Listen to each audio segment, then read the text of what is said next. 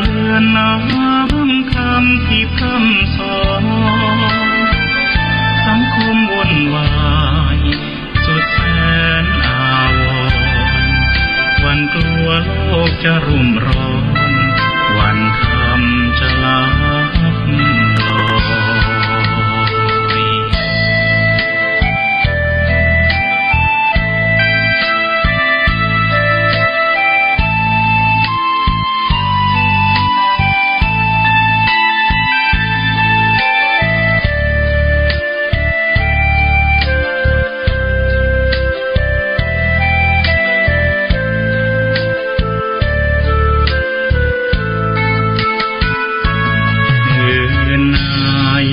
ถ้ามีเวลาว่า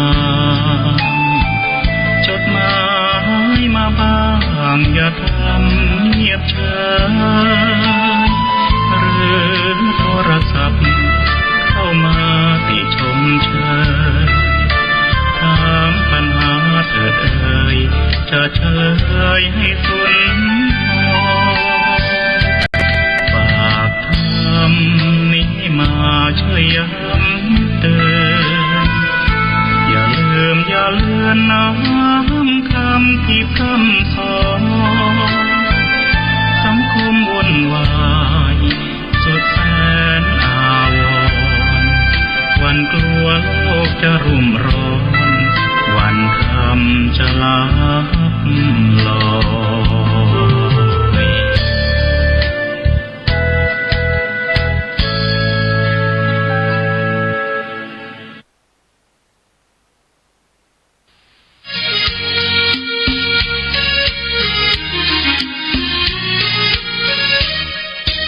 วัดวาอารามเป็นแหล่งธรรมะเขตขามล้อมจิตใจงดงามให้ผู้คนในสยามอารามบุญนุ่นบุญไอวัดเป็นที่พึ่งทางใจ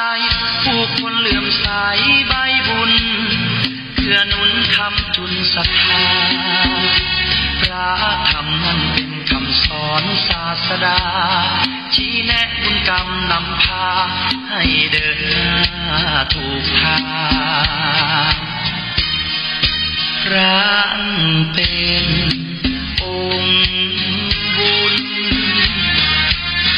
คอยชี้ทางเพิ่มพูนให้เกิดคุณทางใจเป็นร่มโพร่มใสแผ่ไปทั่วสารพางวัดเป็นที่ยึดเหนี่ยวใจให้คนใฝ่สร้างความดีชี้แนะพระธรรมสองทางสังคมไม่มีแต่กล่าวอับลางมีรักผูกพันสัญชาติไม่อ้างว้างเดียวดายไปวัดทำบุญสุนทานสดใสชื่นบานร่มเย็นร่มใจให้เราผ่อนคลายมีคุณธรรมน้อมนำจิตคนมากมาย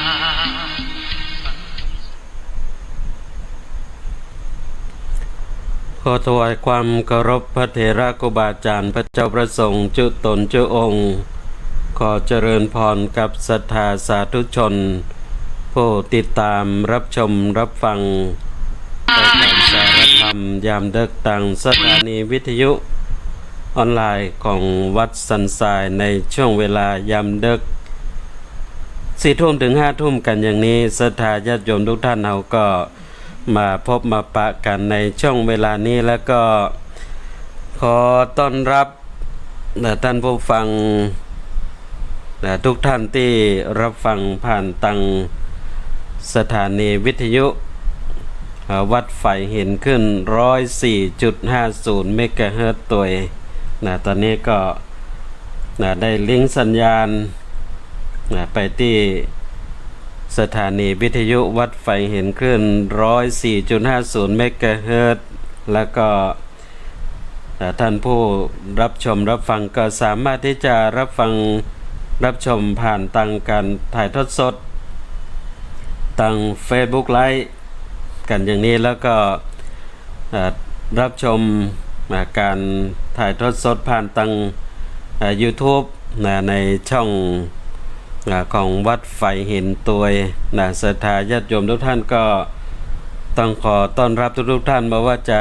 อยู่ที่ไหนก็เข้ามาติดตามรับชมรับฟังรายการสารธรรมยามดึกวันนี้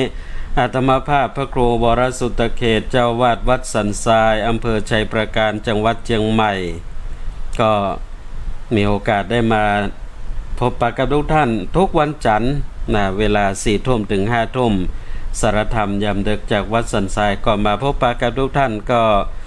จะได้นำเอาสารธรรมทั้งหลายทั้งมวลนำเสนอกับท่านผู้ฟังทุกท่านวันนี้เราก็พบปะกันในเวลายามดึกของวันจันทร์ที่ 1 เดือนมิถุนายนพุทธศักราช 2563 ซึ่งก็ตรงกับเดือนเก้าเหนือออก11 ค่ำศรัทธาสาธุชนทุกท่านช่วงการเวลาที่เราได้พบได้ปะกันในยามดึกกันอย่างนี้ต้องขออนุโมทนากับทุกท่านตัวนาที่ก็เข้ามาติดตามการถ่ายทอดสดในช่วงเวลายามดึกกันอย่างนี้ก็มาอยู่เป็นกู้เป็นกิมกันเนาะศรัทธาญาติโยมอนุโมทนากับโยมที่ใจชื่อว่าคนริรนามตั้งอำเภอฝางเข้ามาติดตามรับชมรับฟังขอบพระคุณท่านพระครูสมุวิสุวัฒน์วรกิจโจผอ.สถานีวิทยุวัดไฟหินขึ้น 104.50 เมกะเฮิรตซ์แล้วก็ขออนุโมทนากับโยมสุนันตากอบคำปันตั้งบ้านหนองบัวเข้ามาติดตามรับชมรับฟังอนุโมทนากับนพดลปัญญาวงศ์เข้ามาติดตามรับชมรับฟังขออนุโมทนาครับคนรวยมาให้เฮงเข้ามาติดตามรับชมรับฟังคอมเมนต์เข้ามาตัวกราบนมัสการครับขออนุโมทนาโยมแม่จงดีเชื่อกันทาตั้งบ้านสันทรายคลองน้อยอำเภอฝางเข้ามาติดตามรับชมรับฟังในช่วงเวลายามดึกกันอย่างนี้เนาะญาติโยมทุกท่านก็มาพบมาปะกันในช่วงเวลายามดึกของวันที่ 1 มิถุนายนก็เป็นช่วงเวลาชุมชนคนนอนดึกเนาะญาติโยมอนุโมทนากับโยมวุฒิปุถุชนเข้ามาติดตามรับชมรับฟังเข้ามาแล้วก็กดไลค์กดแชร์คอมเมนต์กันไปตัวนะญาติโยมเด้อแชร์ต่อก็ได้บุญเนาะเพื่อที่จะเป็นโอกาสในการเผยแผ่ธรรมไปตัวเป็นธรรมทานแชร์ต่อก็ได้บุญวันนี้ปะกันในยามดึกของวันที่ 1 มิถุนายนศรัทธาญาติโยมก็เป็นช่วงเวลาของชุมชนคนนอนดึกชุมชนคนนอนดึกกันอย่างนี้นะญาติโยมก็บางท่านก็ยังทำงานอยู่บางท่านก็นอนบัลลับด้วยสาเหตุใดก็มีอยู่หลายสาเหตุด้วยกันแต่บางพ่องนั้นก็นอนบัลลับบางทีก็ด้วยอาการที่ห้องกันว่าความเครียดญาติโยมความเครียดนั้นห้องกันว่าเป็นลักษณะของคนที่แบกโลกเป็นลักษณะของคนที่แบกโลกก็คือแบกโลกทั้งใบเอาไว้ในตัวของเฮาทุกสิ่งทุกอย่างนั้นดูจะเป็นเรื่องที่ทำให้เฮานั้นเครียดไปให้หมดกุสิ่งกุอย่างยิ่งวันนี้วันที่ 1เราญาติโยม บางท่องเสี่ยงโจกแล้วมันบัดไปตามเป้า บางคนก็เครียดว่าจะได้ยังบ่ซื้อตัวนี้ ตั้งใจจะซื้อแล้วจะได้บ่ซื้อสักกำจดไว้แล้วบ่ตันได้ส่งไปสักกำบางพ่องก็เครียดกับเรื่องนี้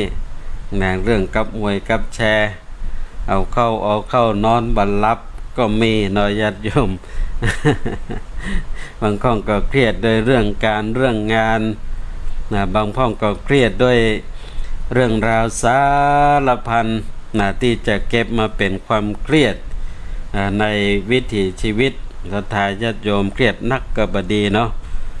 เครียดนักก็บ่ดีจะไปเครียดเครียดได้หยังญาติโยมเนาะกระป๋องก็วางเหียนอนหื้อลับวันพรุ่งนี้ก็เจ้าวันใหม่ทำแล้วอนุโมทนาโยมแม่จงดีเชื่อกันทาก็คอมเมนต์เข้ามา การนมัสการเจ้าข้าติดตามรับฟังรอบ4 ทุ่มเจ้าข้าอนุโมทนาเตเนอร์อนุโมทนากับโยมเมินชัยวงศ์เข้ามาติดตามรับชมรับฟังในช่วงเวลานี้ในสารธรรมยามดึกวันนี้ญาติโยมทุกท่านเขาก็มาปะกันแล้วก็มาติดตามรับฟังในส่วนของธรรมะคลายเครียดศรัทธาญาติโยมเนาะธรรมะทำมึงเฮาคลายเครียดได้จะได้ญาติโยม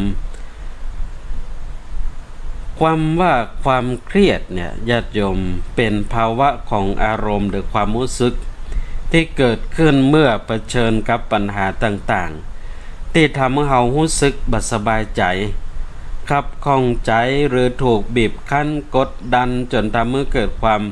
รู้สึกทุกข์ใจสับสนโกรธหรือว่าเสียใจในวงการแพทย์นั้นยอมรับว่าความเครียดทำให้เกิดโรคหัวใจโรคความดันโลหิตสูงความเครียดทำให้การสร้างภูมิต้านทานของร่างกายลดลงเกิดภาวะบสมดุลทางฮอร์โมนกลายเป็นตัวส่งเสริมเมื่อเซลล์มะเร็งขยายตัวได้ง่ายนี่ญาติโยมจะไปเครียดนะเครียดนั้นบ่ดีแต่อย่างว่าเนี่ยนำโรคหลายโรคเข้าสู่ชีวิตของเฮาบางพ่องก็เครียดด้วยโควิด-19 เนาะที่เมื่อใดก็บ่หมดบ่เสี่ยงสักเตื้อเมื่อใดเพิ่นก็ต่อเคอร์ฟิวไปเรื่อยๆเมื่อใดจะไปที่ไหนสะดวกสบายเมื่อใดจะได้ทำงานเมื่อใดจะได้ยักการทำงานเหมือนปกตินี่บางคนก็เครียดอยู่กับบ้านบ่ได้ไปไหนโควิด-19 อย่างเนี้ยจะไปเครียดหน่อยญาติโยมเนาะจะไปเครียดก็ต้องทำอารมณ์ดีๆเข้าไว้เพราะว่าเครียดนั้นตึงบ่ดีทำให้เกิดโรคภัยแค่เจ็บหลายโรคทั้งโรคหัวใจโรคความดันโลหิตสูง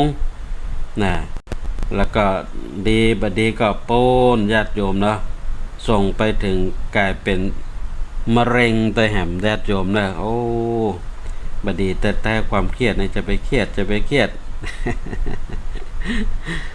ยิ้มเข้าไว้นะโยมเนาะยิ้มเข้าไว้จะไปเครียดมันยิ้มญาติโยมแต่ก็จะไปยิ้มนักลำไปหันในอย่างก็ยิ้มให้หมดเดี๋ยวเพิ่นจะพาไปสวนปรุงครับ ความสุขเนี่ยญาติโยมนะมักจะซ่อนตัวอยู่ในใจกลางความเศร้า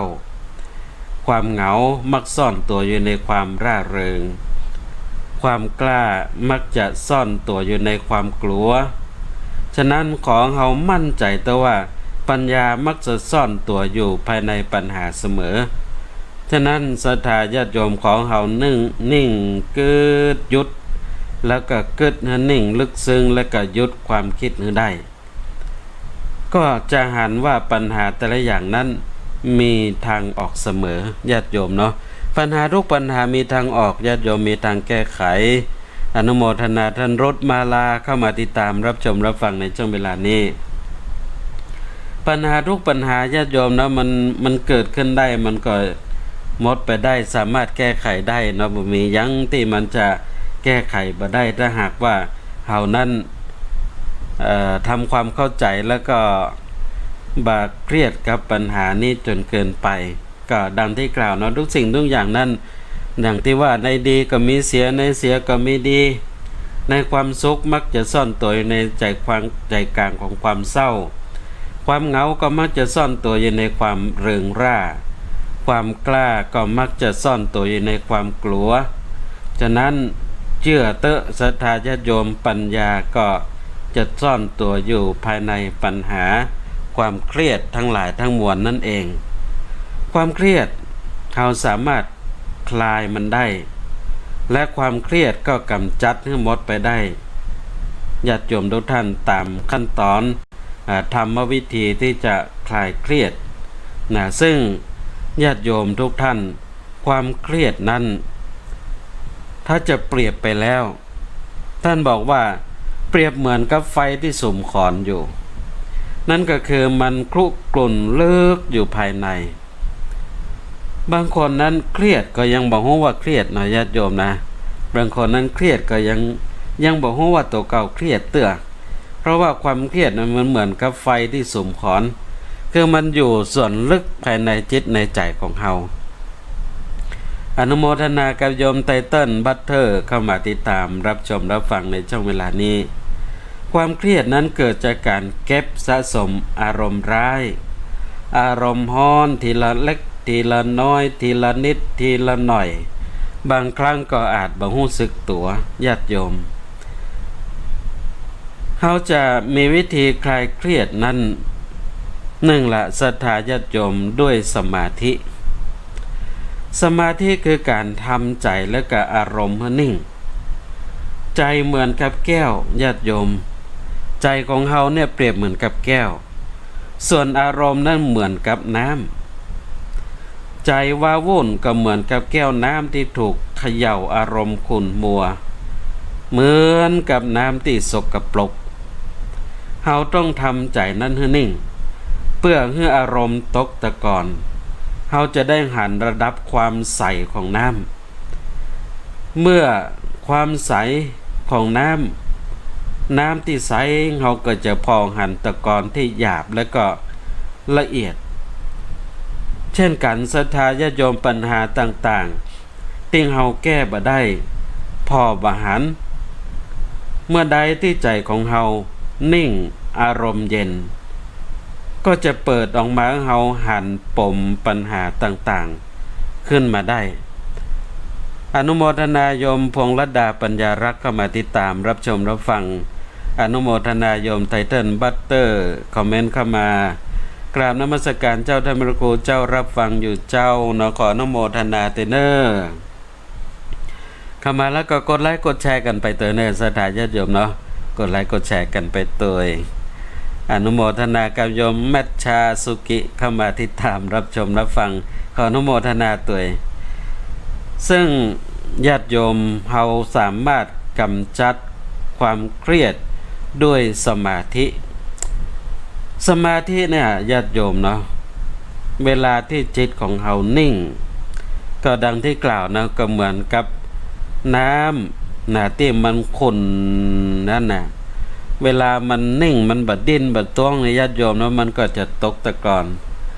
ไอ้ที่ขุ่นมันก็ลงไปอยู่ตรงก้นหม้อมดญาติโยมมันก็จะใสเฮาก็จะพอหันไอ้อย่างที่มันเป็นตะกอนนอนเนื่องอยู่ก็หันหมดปัญหาก็เหมือนกันญาติโยมปัญหาความเครียดทั้งหลายที่ทักถมโสมอยู่ในอกในใจของเฮาถ้าหากว่าเฮาคลายความเครียดนั้นลงด้วยสมาธิเจริญสมาธิภาวนาใจที่นิ่งสงบอยู่นั่นก็ย่อมทำให้อารมณ์ความขุ่นมัวในจิตในใจของเฮาก็พลอยที่จะเป็นอารมณ์ที่ดีขึ้นและทำให้เฮาก็จะส่องหูเป่าหันปัญหาทั้งหลายทั้งมวลที่ทำให้เฮาเป็นทุกข์ที่ทำให้เฮาเครียดอยู่ในเวลานั้นฉะนั้นเฮาก็จะมีวิธีกำจัดความเครียดด้วยใจปัญญาญาติโยม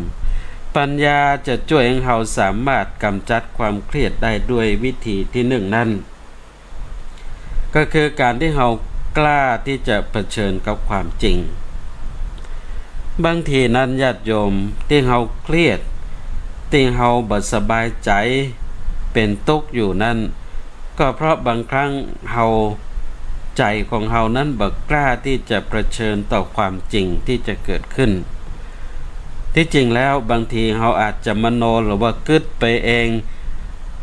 กึดไปนักกว่าความเป็นจริงซึ่งแท้จริงแล้วเวลาปะกับความจริงแต่มันก็บ่ใจนักหนาสาหัสเหมือนกับที่เฮาสร้างมโนภาพขึ้นในใจของเฮาฉะนั้นเฮาจะต้องกล้าเผชิญกับความจริงญาติโยมความเครียดทั้งปวงนั้นเกิดจากความวิตกกังวลคนเฮาจะวิตกกังวลทุกอย่างเมื่อความจริงยังบ่ปรากฏต่อเมื่อความจริงปรากฏให้แล้วปัญญาก็จะเกิดขึ้นมาเอง อริยสัจสี่นั้นเป็นธรรมที่สอนในเรื่องที่ทำให้คนเฮานั้นกล้าประเชิญต่อความจริงโดยเฉพาะแล้วก็ทรงสอนเรื่องทุกข์บ่ใช่สอนเรื่องสุขบางพ่องนั้นก็กล่าวว่าในพุทธศาสนาเนี่ยทำให้คนเฮาคิดในแง่ลบแง่ร้ายลงไปแท้ที่จริงแล้วการที่องค์สมเด็จพระสัมมาสัมพุทธเจ้ากล่าวถึงอริยสัจสี่ในตัวแรกคือเรื่องของทุกข์นั้นก็ทรงนำเสนอความทุกข์ประเภทต่างๆจึงทรงแสดงความดับทุกข์ขึ้นมาตัวเองคือหู้หันตามสภาวะของความเป็นจริงเมื่อเรากล้าประเชิญต่อความจริงของชีวิตนี่แหละศรัทธาญาติโยมเหมือนกับเฮานั้นดับไฟที่ลุกโชนเผาไหม้ต่างๆอยู่เมื่อไฟดับความร้อนก็หายสุขนั้นก็ปรากฏจากนั้นพระองค์ก็ทรงแสดงต่างสายกลางคือการที่บัตธรรมมาอย่างสุดตรงหรือที่ห้องง่ายๆว่าความสมดุลในการดำรงชีวิตอันเป็นเหตุให้เกิดเรื่องของความเข้าอกเข้าใจโนศรัทธาญาติโยมเข้าใจในวิถีชีวิตของเฮาวิธีแรกนั้นที่เฮาจะกำจัดความเครียดด้วยปัญญาคือกล้าประเชิญความจริงญาติโยมความจริงนั้นย่อมเป็นความจริงอยู่วันยังค่ำจะหนีจะลบจะลี้ไปที่ไหนความจริงก็ยังเป็นความจริงอยู่อย่างนั้นเพราะความจริงบ่สามารถที่จะแปรเปลี่ยนเป็นอื่นได้มันเป็นสัจจะความจริงอยู่อย่างนั้นฉะนั้นจะไป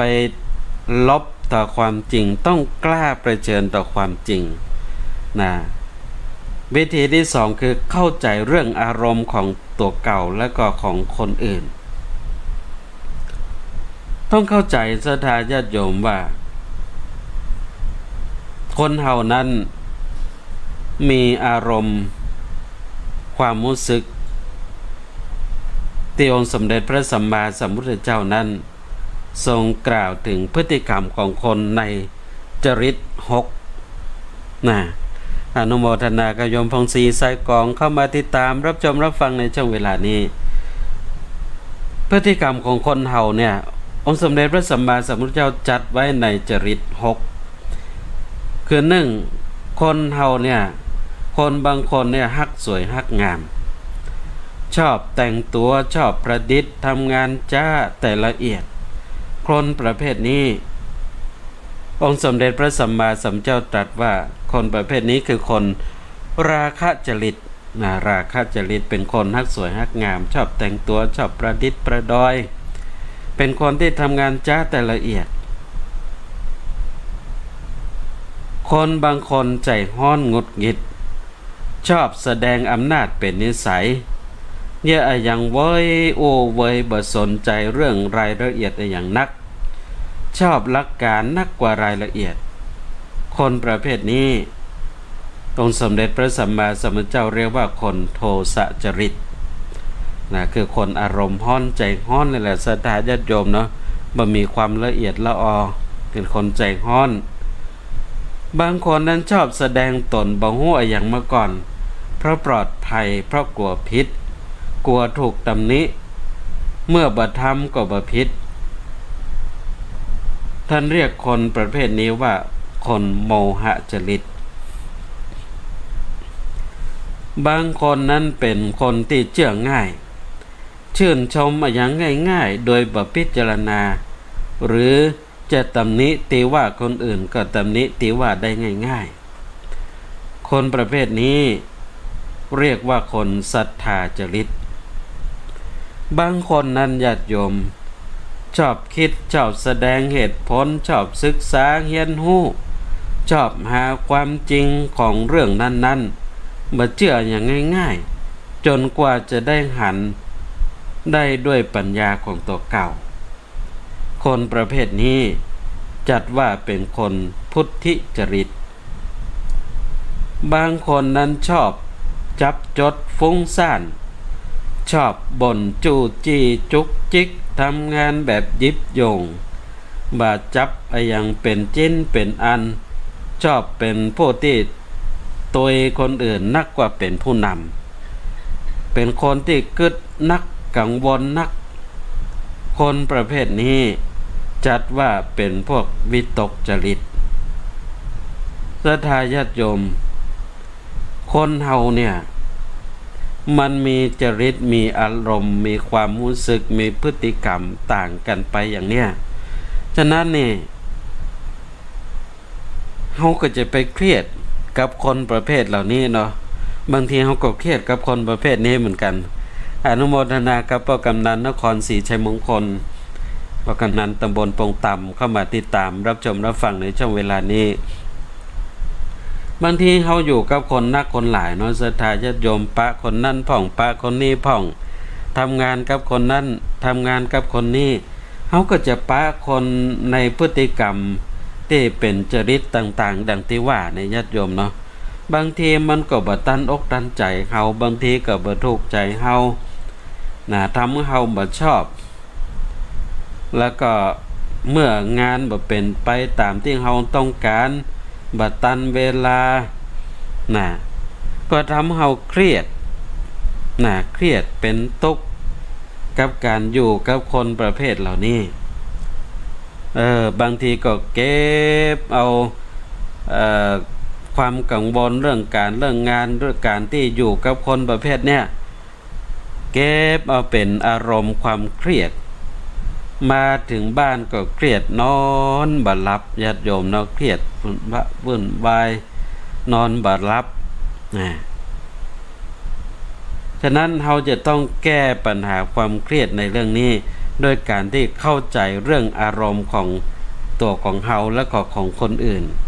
ว่าคนเฮานั้นมันมีความชอบบ่เหมือนกันคนเฮามันชอบบ่เหมือนกันวิธีการทำงานก็บ่เหมือนกันต้องเรียนรู้เข้าใจอย่างนี้เฮาก็จะได้บ่เครียดกับคนญาติโยมทีนี้พอมาถึงวิธีที่3บ่คาดหวังแต่พิจารณาความเปลี่ยนแปลงของสรรพสิ่งทั้งหลายญาติโยมทุกท่านความคาดหวังดังที่กล่าวไปแล้วญาติโยมคนเฮานั้นเวลาที่หวังหยังเพิ่นบอกว่าต้องเตรียมใจเพื่อสำหรับความผิดหวังเพราะว่าคนเฮานั้นบ่ได้ตามที่หวังหยังไปหมดกุสิ่งกุอย่างในศรัทธาญาติโยมถ้าเฮาได้อย่างกุสิ่งกุอย่างเหมือนที่เฮาคาดหวังเอาไว้หมด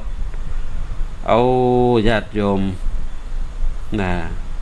บนโลกใบนี้ก็คงจะมีคนผิดหวังแล้วฉะนั้น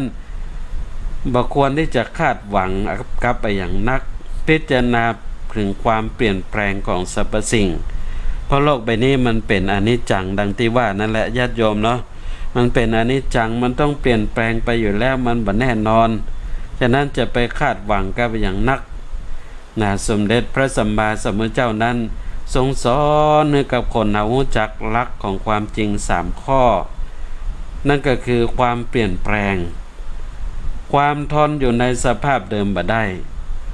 คนที่เฮาบ่อาจจะยื้อสิ่งใดๆไว้ในอำนาจได้ตลอดไปหรือฮู้กันในวงการเจ้าพุทธนั้นว่าอนิจจังทุกขังอนัตตาญาติโยมเพราะสรรพสิ่งทั้งหลายนั้นมันอยู่ในสภาวะทั้ง3นี้มันอยู่ในลักษณะทั้ง3นี้ที่เปิ้นฮ้องว่าสามัญลักษ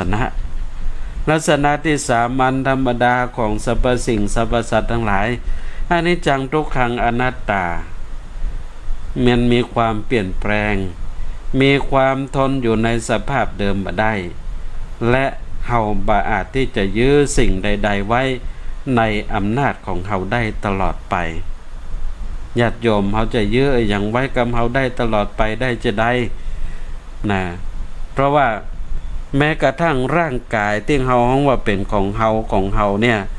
เฮายังบ่สามารถจะยื้อมันไว้ได้บ่ฮื้อมันแก่ก็ตึงบ่ได้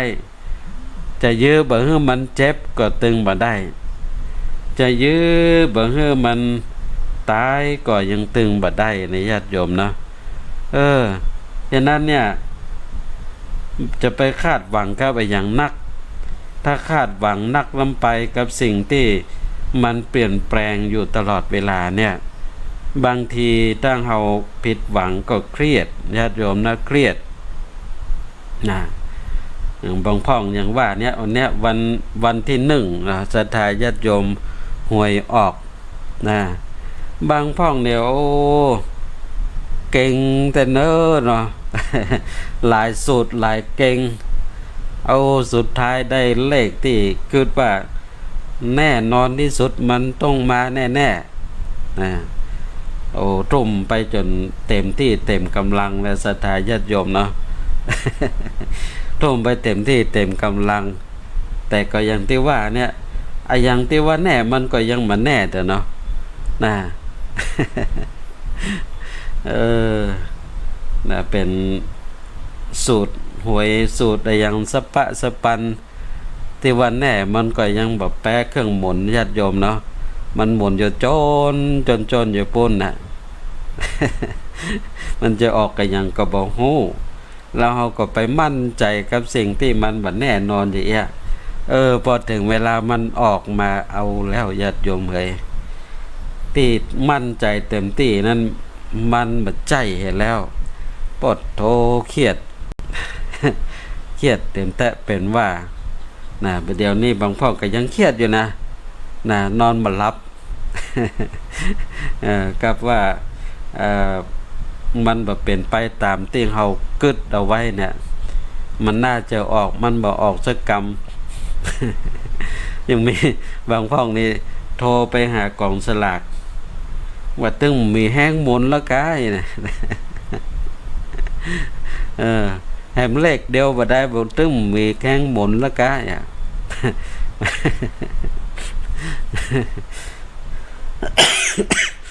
บางพ่อง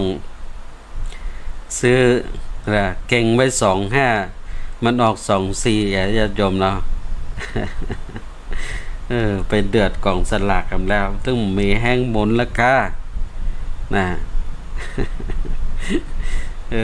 ญาติโยมเลยยังจะไปคาดหวังนักเนาะมันของมันแน่นะถ้ามันก็จะเครียดลำไปมาถึงวิธีที่4ญาติโยมปิดเปิดประตูรับรู้เพื่อเป็นเวลาพระสัมมาสัมพุทธเจ้านั้นทรงสอนเอารู้จักผัสสะก็คือรสชาติแห่งความรับสัมผัสทางตาทางหูทางจมูกทางลิ้นทางกายทางใจบางลงที่สำคัญคือมีสติปิดเปิดเมื่อถึงเวลาอันเหมาะสมจะต้องรู้จักปิดเปิดอารมณ์ให้พ่องศรัทธาญาติโยมเนาะ ไม่ใช่ปล่อยมันมาเต็มที่น่าจะต้องรู้จักปิดเปิดประตูรับรู้เพื่อเป็นเวลาจะทำให้เฮานั้นคลายจากความเครียดได้วิธีที่5คนส่วนนักนั้นเครียดเรื่องของคนอื่นไม่ใช่เรื่องของตัวเก่ามันก็มีแต่ในญาติโยมเนาะบางพ่องในเครียด ไม่ใช่เรื่องของเฮาสักหน่อยญาติโยมเป็นเรื่องของคนอื่นอย่างบางพ่องเนี่ยดูหนังดูละครญาติโยม ก็ยังมาเครียดกับหนังกับละครนะ เพิ่นแสดงกัน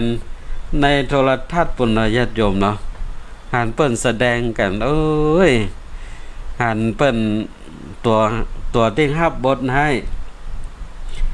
ทำร้ายนางเอกเป็นเครียดเป็นเดือดเป็นฮ้อนในญาติโยมเนาะบางพ่องดีบ่ดีโทรทัศน์ปนโลญาติโยมน่ะ โคตรให้กับไอ้ตัวที่มีบทร้ายเนาะทำร้ายพระเอกนางเอกเนาะกรรม ได้อย่างก็กว้างทีวีแตกเสียงหายหมดญาติโยมนะทั้งเหมือนใจเรื่องของเฮานะเปิ้นแสดงให้พอแต่ก็เครียดกับเรื่องที่เหมือนใจของเฮาเนี่ยญาติโยมเรื่องของเปิ้นนะเบิ่งเตื้อเปิ้นเปิ้นเดือดเปิ้นฮ้อนกันที่ไหนบ่ฮู้เอามาเป็นอารมณ์เครียดอยู่หั่นญาติโยมมันใช่เรื่องของเฮานะ จะไปเอามาเครียดลำพังกับเรื่องของเฮามันก็เครียดพออยู่แล้ว จะไปเอาเรื่องของเปิ้นมาเครียดตัวเองแหมนะอันเนี้ยคนเฮานี่ส่วนใหญ่มันเป็นอีทั้งเตือกับเครียดเรื่องของคนอื่นทั้งที่มันใจเรื่องของเฮา อนุโมทนากับโยมพันวิรากรมงคลพจน์เข้ามาติดตามรับชมรับฟังคอมเมนต์เข้ามาตัวกราบนมัสการเจ้าสาธุสาธุนะขออนุโมทนาเตเนออนุโมทนาตัวนี่เครียดกับเรื่องมันใจเรื่องนะญาติโยมมานี่มันใจเรื่องของเฮานะปล่อยมันไปฮะมันใจเรื่องของเฮาเอากับเรื่องของเฮาในแก้ไขตัวของเฮานี่สำคัญที่สุดนะญาติโยมเนาะ มาถึงวิธีที่6ฝึกแผ่เมตตานึกถึงกฎแห่งกรรมนักกว่ากฎหมายเมื่อเครียดให้นึกถึงกฎแห่งกรรมที่มีอำนาจยิ่งใหญ่กว่ากฎหมายเฮาหันปัญหาบางอย่างญาติโยมเนาะหันปัญหาบางอย่างนี้แก้โดยกฎหมายมาได้แต่เฮาแก้ด้วยการเวลาได้นั่นคือปล่อยไว้ให้กฎธรรมชาติจัดการกับปัญหานั่นเองบางทีญาติโยมเนาะปัญหาบางเรื่องบางราวนี่โอ้ยมันใหญ่กว่าเกินที่เฮาจะแก้ไขญาติโยมบางพ่องนี่โอ้หันเรื่องราวของบ้านของเมืองเนาะทั้งเขาก็หันนั่นแหละญาติโยมว่าตีเปิ้นตัดสินเนี่ยมันน่าจะถูกนะมันน่าจะถูกแต่จังไข่เอียงไปเห็นแล้วเนี่ยญาติโยมเนาะบางคนเนี่ยก็โอ้ เก็บมาเป็นตุกตะเมาะญาติโยมมาเครียด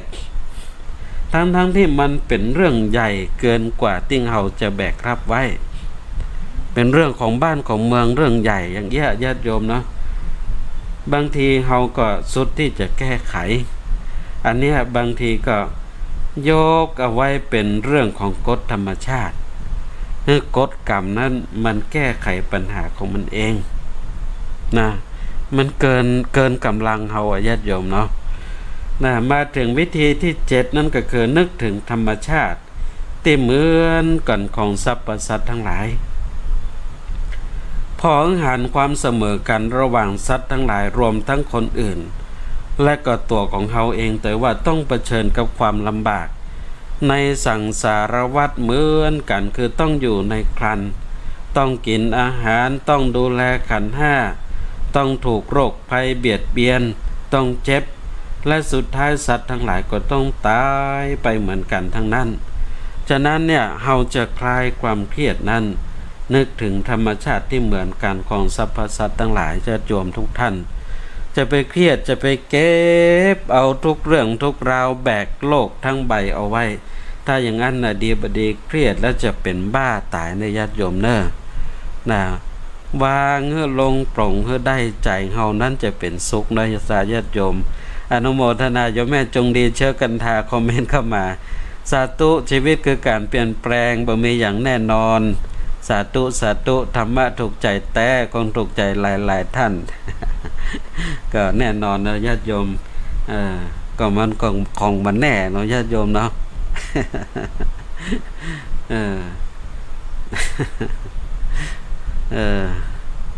มาอยู่กับของมันแน่นี่มัน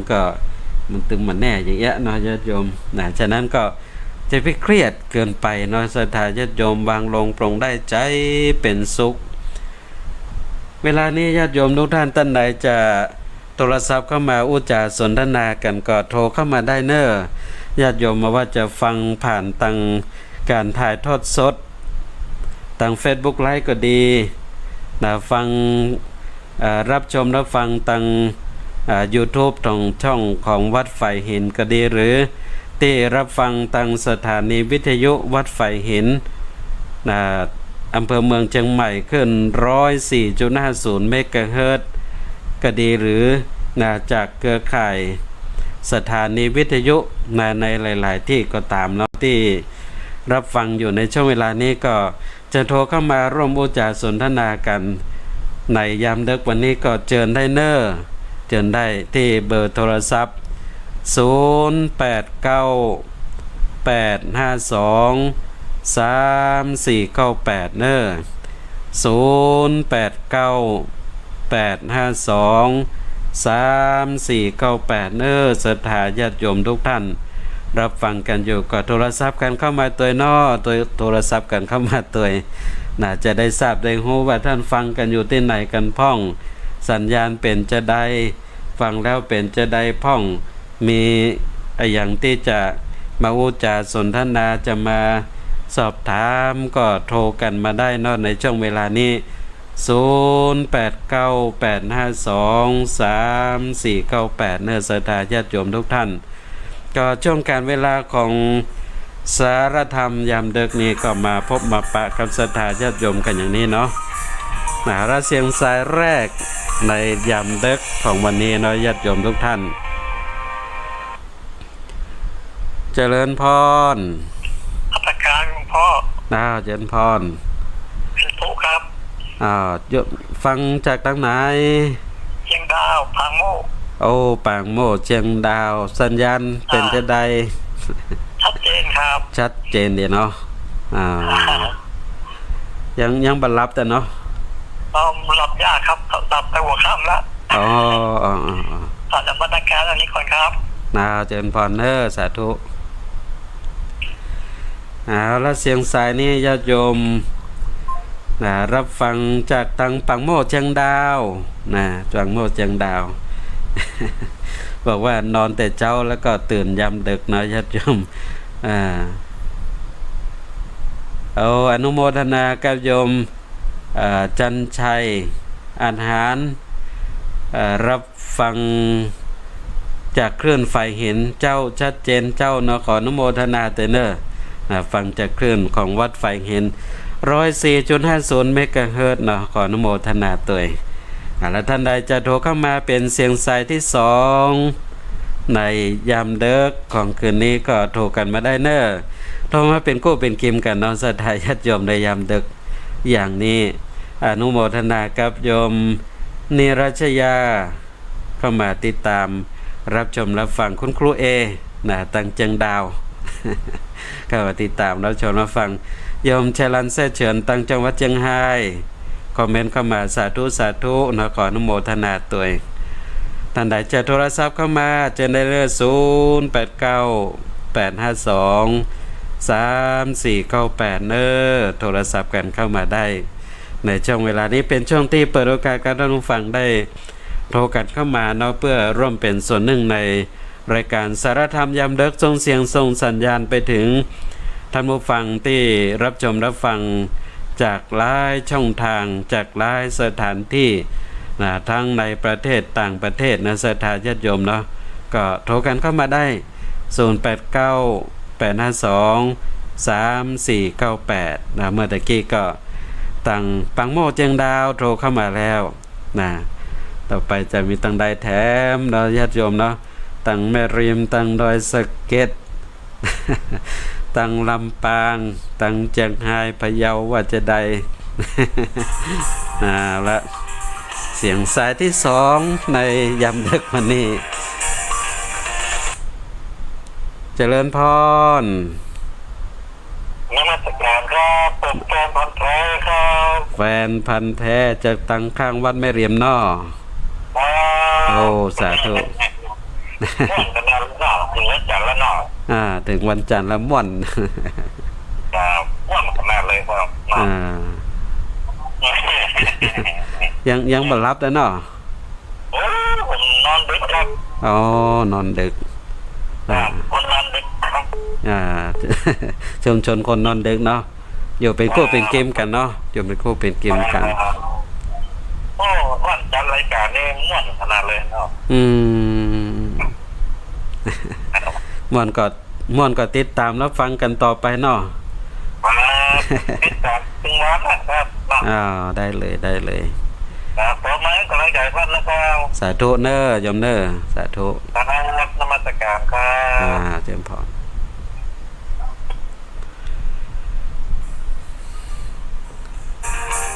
แล้วเสียงสายเมื่อกี้จากทางแม่ริมเนาะ สียงสายที่สามนี่จากที่ไหนเจริญพรเจ้าโยมฟังจากทางใดโทรมาจากทางใดอำเภอสันทรายเจ้าอำเภอสันทรายตำบลแม่เจ้าบ้านแม่แต่เจ้าบ้านแม่แต่อำเภอสันทรายเนาะฝนตกก็แม่ตังปนฝนตกก็ตังปนทุกวันจันทร์ก็เจ้าทุกวันจันทร์เดี๋ยวแม่ทุกวันจันทร์4 ทุ่มถึง5 ทุ่มเนี่ยเนาะวัดสันทรายอำเภอชัยประการวัดสันทรายฝั่งว่าเจ้าอันนี้อยู่อำเภอชัยประการสันทรายมันมีหลายที่นะแม่เนาะที่ฝั่งก็มีสันทรายที่ชัยประการก็มีสันทรายอันนี้วัดสันทรายอำเภอชัยประการเจ้ามันเขาเป็นรับไปอยากพอจะพอดีเจ้าดีละ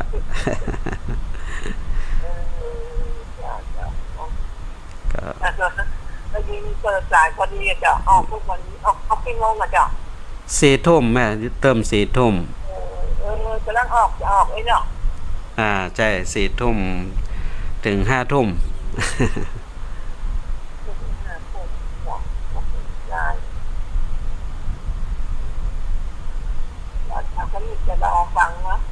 ตอนติดตามรับฟังเนออย่างแม่เนอ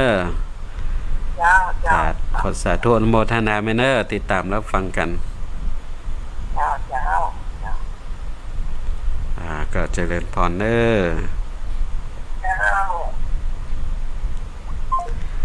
แล้วเสียงสายที่3ตั้ง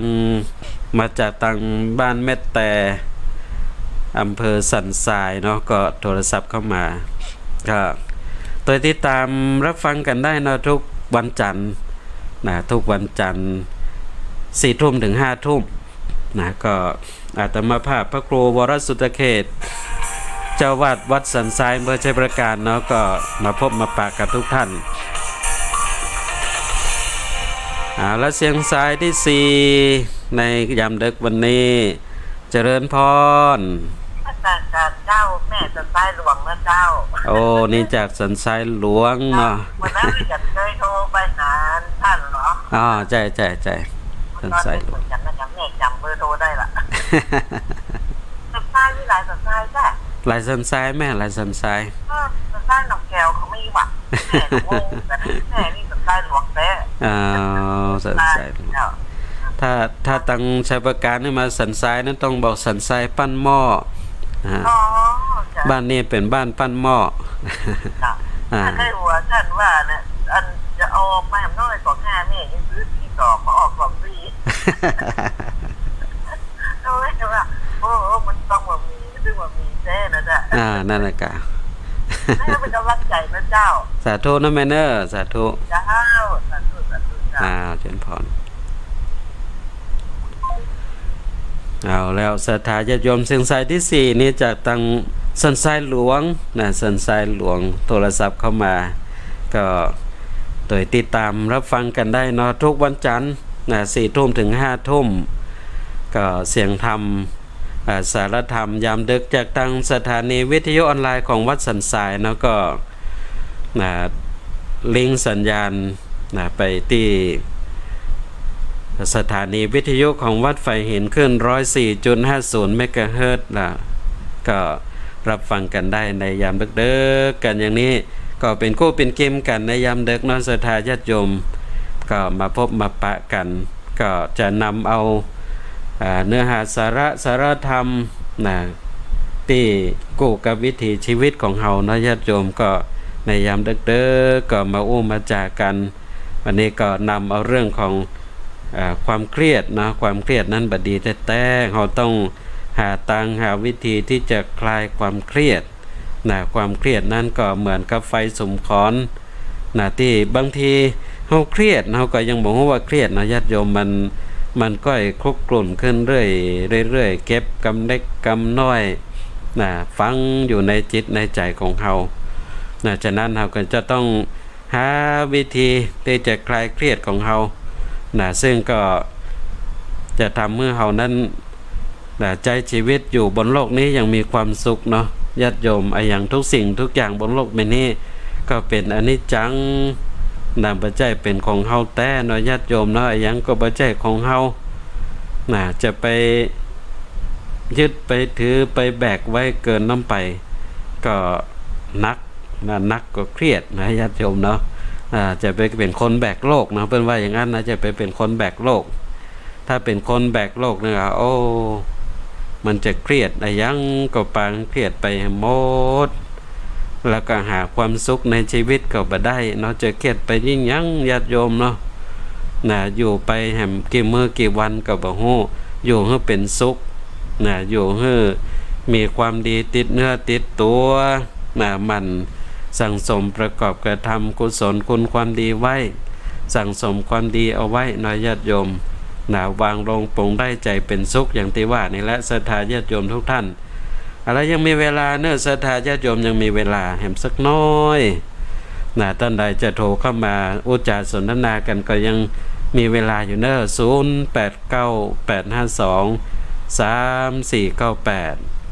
0898523498เนื้อศรัทธาญาติโยมรับฟังกันอยู่ที่ไหนตั้งใดใกล้ไกลโทรมาได้โมนะญาติโยมเนาะโทรมาอุจจาสนทนากันก็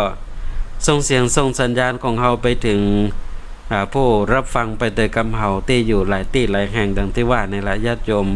ทั้งในประเทศต่างประเทศเนาะก็ฟังไปโดยพร้อมกับเฮาฉะนั้นก็ถ้าเฮาบ่โทรกันเข้ามาก็จะบ่ฮู้แล้วไผฟังกันอยู่พ้อง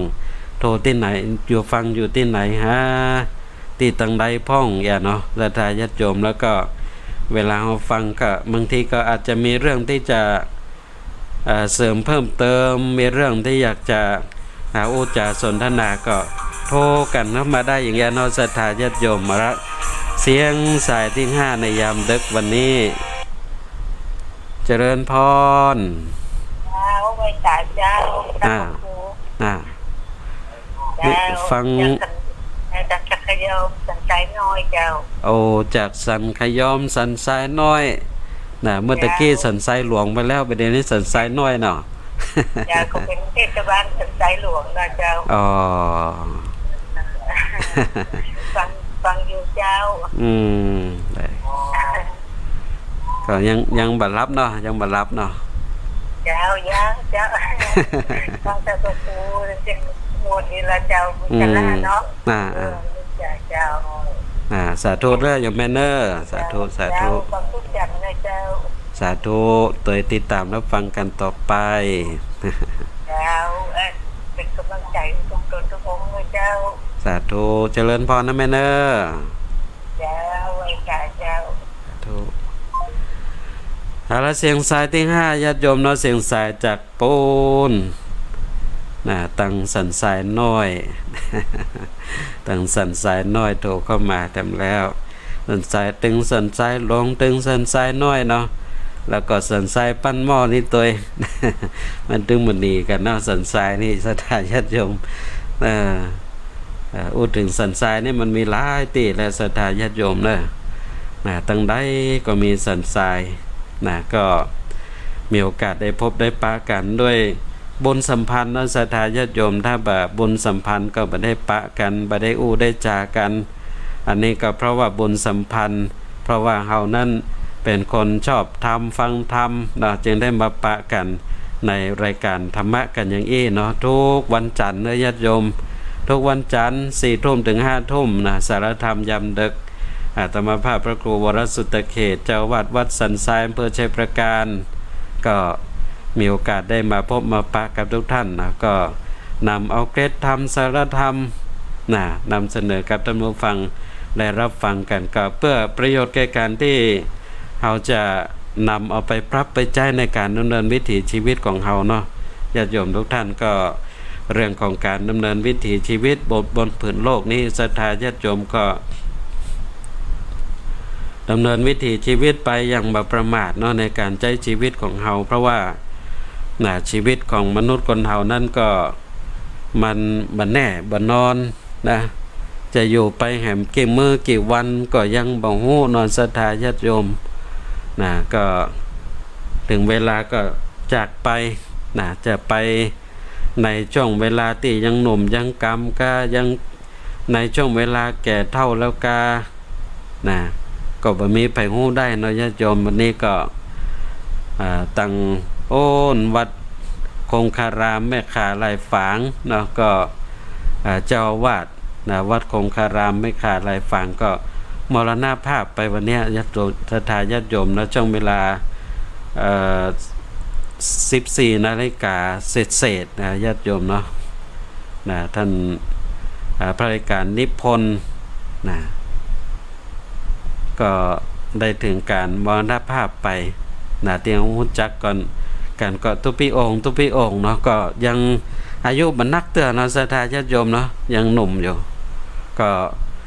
ถึงแก่การมรณภาพไปอย่างเงี้ยเนาะศรัทธาญาติโยมชีวิตของมนุษย์คนเฮาเนี่ยมันแน่นะมันแน่กันแท้ๆญาติโยมนะก็เป็นเรื่องที่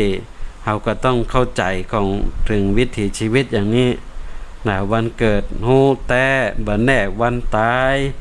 ชีวิตเหมือนควายที่เปิ้นจูงไปฆ่าอย่างเงี้ยนะญาติโยมนะบ่ฮู้นะต่างคนต่างบ่ฮู้นะจะตายเมื่อใดก็บ่ฮู้แต่ที่ฮู้แน่ๆคือตายแน่ๆตายแน่ๆนี่ตายแน่ญาติโยมนะถ้าจะตายวันใดเวลาใดตายที่ไหนตายแบบใดตายด้วยอะหยังอันนี้บ่ฮู้ญาติโยมบ่ฮู้กำหนดบ่ได้นะฉะนั้น